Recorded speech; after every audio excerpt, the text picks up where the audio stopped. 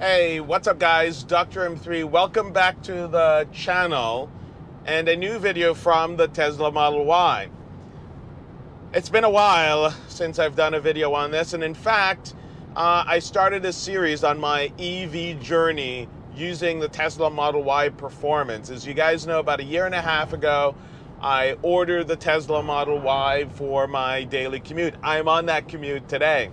And interestingly enough, we just crossed a new milestone. We're now just over 51,000 miles on this car in, let's say 14, it's more like 15 months.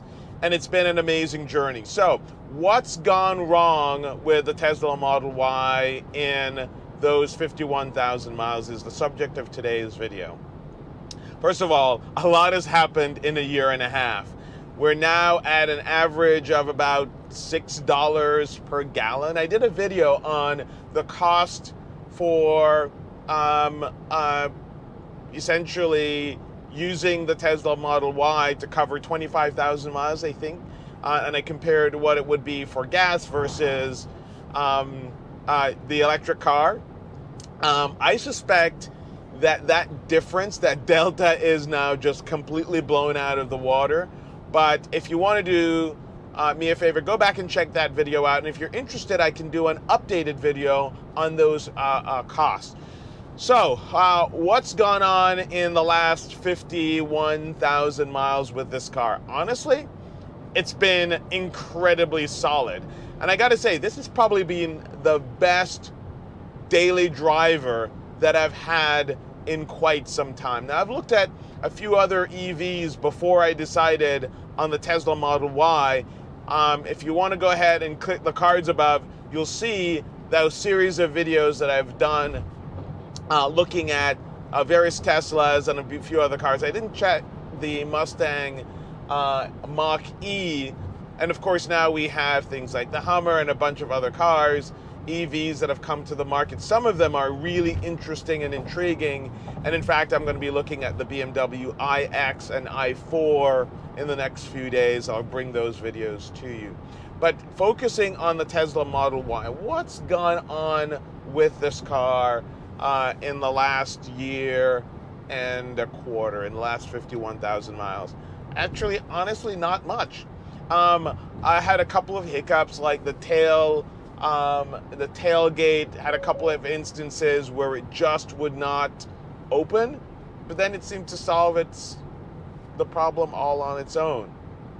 Go figure. As you guys also know, the PPF of the entire car to protect it has saved me in a few places. There's a chip on the front where the PPF actually protected the underlying paint. The wheel arches, just in front of the rear wheel arches, you can see where there have been chips, and thank God that's PPF, so the paint in that area has been pretty well protected because of PPF. Coming through a toll booth here, let's kind of make it through with easy pass there. On the interior, again, it's coated, so I have these beautiful, stunning white seats, and people have asked me, why did you do that? They're just going to be terrible. Honestly, I've been impressed. One, I love them. I think they go well with a color combination. It's unique. It stands out. But number two, I'm actually surprised that these have stood up so well over time. They are like new. I wear jeans and so on. And so it was specifically for that reason why I decided to use XPEL Fusion to coat the entire interior. It's holding up well. There are a couple of areas where you can see the glove box, for instance. You know, I oftentimes put a bag there and you can see where it's kind of scratched up a little bit. It's the kind of plastic that Tesla uses in their cars. And again, I've said this to many of my friends. When you buy a Tesla, you're not buying fit and finish. My car was pretty good. Go back and look at the original video if you want to understand some of the things that I wasn't so happy with. But overall, what you're buying a Tesla, you're buying software, you're buying the technology. Speaking of technology, they just put enhanced autopilot back in as an option for 6,000 as opposed to the 12,000. And so I'm going to do a video around that because I actually may get that option. I did have full self-driving for a 3-month trial. That's where you get auto lane change, exit ramps. It has summons, enhanced summons, and a few other features included in it. I like that. That works really well when you're on the highway. And again, because I do a daily commute like this, it sort of makes sense as a feature. They don't have a subscription plan for that yet, but hopefully that's coming. So what would I say? Overall, 51,000 miles in the Tesla Model Y. This car has been relatively bulletproof. The only thing that I've had to deal with is a nail in a tire that I had to get plugged and replaced. I now have my summer tires on. I suspect that I probably won't get through the entire season with this, but we'll see.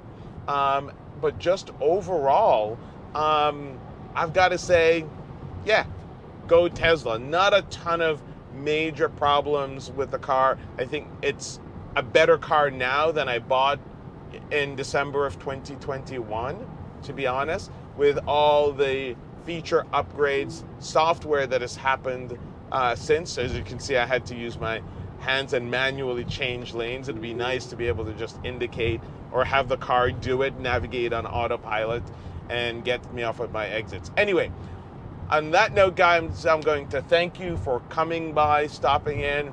My experience with the Tesla has been amazing. I'm probably going to buy another one. I'm not so sure I need the Plaid. It is an intriguing car. I think I'm going to do another SUV. Anyway, on that note, I thank you so much for watching. New to the channel, go ahead and hit the subscribe button, turn notifications on, and we'll see you guys in the next video. Peace.